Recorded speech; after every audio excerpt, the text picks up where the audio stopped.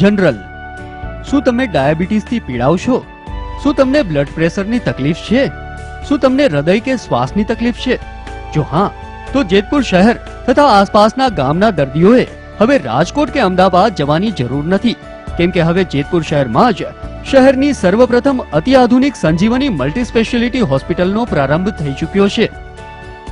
આ હોસ્પિટલમાં નિષ્ણાંત તબીબો દ્વારા અપાતી ઘનિષ્ઠ સારવાર જેવી કે ડાયાબિટીસ માટે સુગર કંટ્રોલ અને ડાયાબિટીસ અવેરનેસ વિભાગ, શ્વાસ અને હૃદયના રોગોને લગતી તમામ સારવાર જેમ કે જૂનો અને હઠીલો દમ, હૃદય રોગનો હુમલો, હૃદયની સોનોગ્રાફી, 2D ઇકો.